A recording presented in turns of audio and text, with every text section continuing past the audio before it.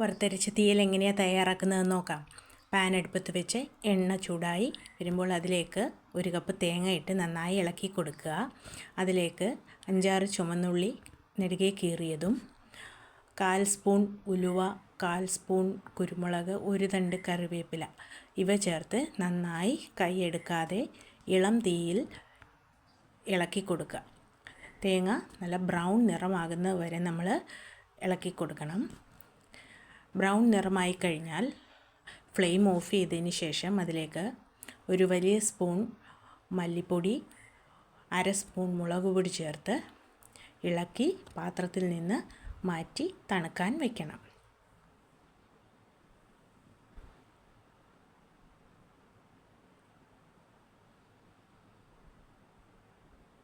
ഇനി വേറെ ഒരു പാൻ അടുപ്പത്ത് വെച്ച് കടുക് പൊട്ടിച്ചെടുക്കുക. കടുക്, ചുവന്നുള്ളി, വറ്റൽമുളക്, കറിവേപ്പില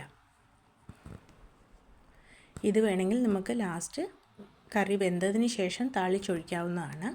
അല്ലെങ്കിൽ ഇതുപോലെ ആദ്യം തന്നെ ചെയ്ത് ഉപയോഗിക്കാം.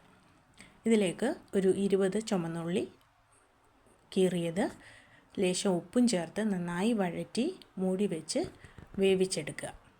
വഴറ്റിയെടുക്കുക. ആ സമയം കൊണ്ട് നേരത്തെ വറുത്ത് വെച്ച അരപ്പ് നമുക്ക് വെള്ളം തൊടാതെ നന്നായി അരച്ചെടുക്കാം. ഇപ്പോൾ ചുവന്നുള്ളി വഴണ്ടി വന്നിട്ടുണ്ട്.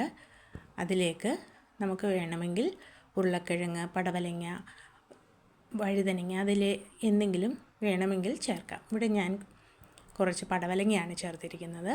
അതിൻ്റെ കൂടെ 1/4 സ്പൂൺ മഞ്ഞൾപ്പൊടിയും ചേർത്ത് നന്നായി വേവുന്നതിന് ആവശ്യത്തിനുള്ള വെള്ളമൊഴിച്ച് മീഡിയം ഫ്ലെയിമിൽ അടച്ചു വെച്ച് നന്നായി വേവിച്ചെടുക്കുക.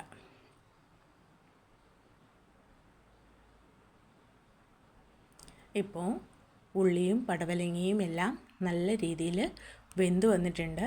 ഇനി ഇതിലേക്ക് നമ്മൾ നേരത്തെ അരച്ചു വച്ചിരിക്കുന്ന തേങ്ങ വറുത്തത് ലേശം വെള്ളം ഒഴിച്ച് ഈ പടവലങ്ങയും ചുവന്നുള്ളിയും വഴഞ്ഞു വന്നതിലേക്ക് ചേർത്ത് ഇളക്കി തിളപ്പിച്ചെടുക്കണം.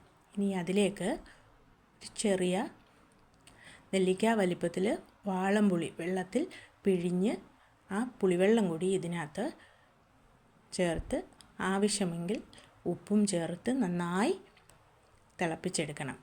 മീഡിയം ഫ്ലെയിമിൽ വേണം. ഫ്ലെയിം ഒരിക്കലും ഹൈയിൽ വെച്ച് ഇത് കറി വയ്ക്കരുത്. പെട്ടെന്ന് കറി വറ്റിപ്പോകാൻ സാധ്യതയുണ്ട്. ഇപ്പോൾ കറി നല്ല രീതിയിൽ വറ്റി വന്നിട്ടുണ്ട്. എണ്ണയൊക്കെ മേളിൽ തെളിഞ്ഞു വന്നിട്ടുണ്ട്. ഇതിലേക്ക് 1 തണ്ട് കറിവേപ്പില ഇട്ട് നമുക്ക് ഉപയോഗിക്കാവുന്നതാണ്. ഇപ്പോൾ സ്വാദിഷ്ടമായ ഉള്ളിത്തീയൽ